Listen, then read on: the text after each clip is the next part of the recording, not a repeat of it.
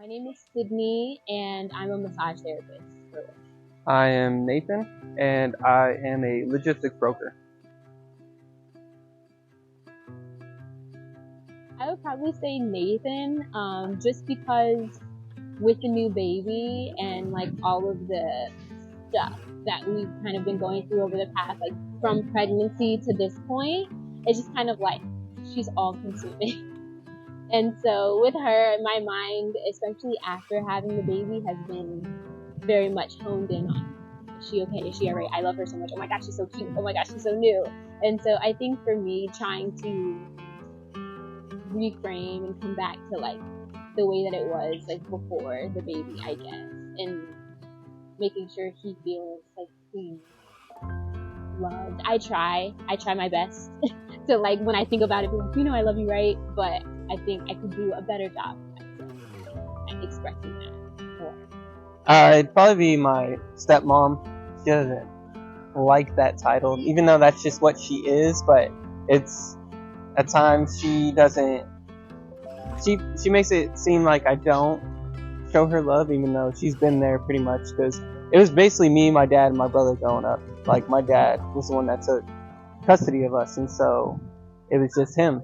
And then when I was like 12, my stepmom came into play, and from that time on, she was trying to play the role of raising two children that were not her own. And at the time, I was young, still going through middle school and high school and stuff like that, so I couldn't really see it, and I was still kind of dealing with like my actual mom not being around as much. So I definitely don't think I expressed it as much.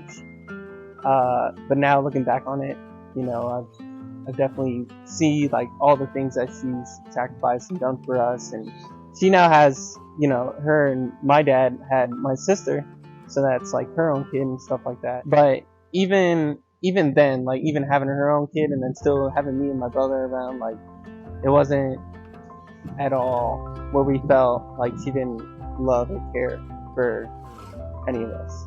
So, but I do love her. I do understand that she's been there for us, and I always respect her, and I do love her. So, probably me just trying to deal with everything that I have going on. Probably, just trying to work on us, and I just recently got into being a broker, so coming up on a year now. But at the time I was like trying to focus on work, and she was pregnant, and I wanted to put 100% into that, and we hadn't been in a relationship very long when I got pregnant too, so I think that maybe also, like, I haven't thought, like, I never really needed to try to work on that, just because I thought she kind of always understood, and my family understood. Like, I've done so many things for them, and so I just always thought that, we were kind of on the same point of, like, that I care for you, that, like, nothing's ever going to change that. And so maybe just being kind of, like, not seeing that, and on top of, like, the stuff that's going on with me as well, has kept me from talking about it. I think the thing the most is I've been so engrossed in the baby. She has become my new obsession. I am beyond obsessed with everything that she does. And so it's very hard to take the baby blinders off when I'm trying to have a moment with him. And so Nathan comes home from work, and he probably does need to hear I love you, or all of those things, and I'm just like talking to him, and then I'm like, okay, what's the baby doing? Especially with our relationship still being kind of new. Like, we've still only been in a relationship for a year and a half, and out of that year and a half, 9 to 10 of those months I was pregnant. During this time, like, he does need that too. Cynthia, I love you because you're very passionate, very family oriented. You know what you want. You definitely say what is on your mind, and I mean that's not a bad thing. I mean, you just always been there for me and my brother and Sky. There's really 1,000 other words that can describe, how I feel about you, and they're all positive. And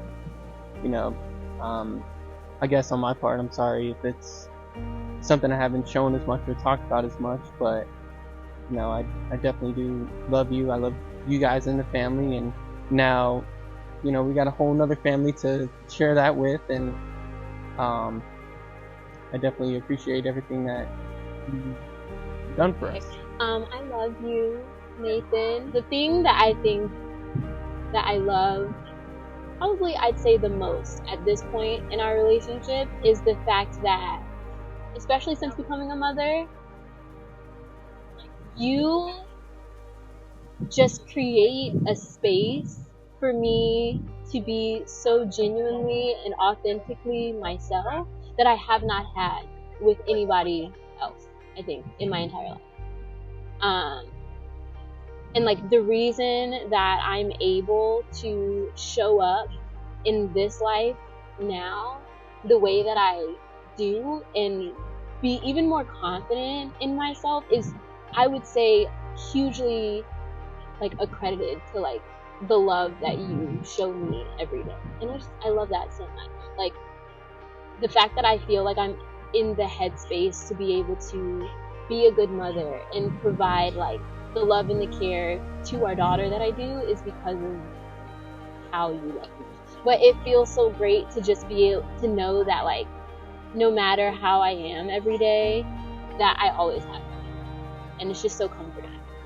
And I just haven't.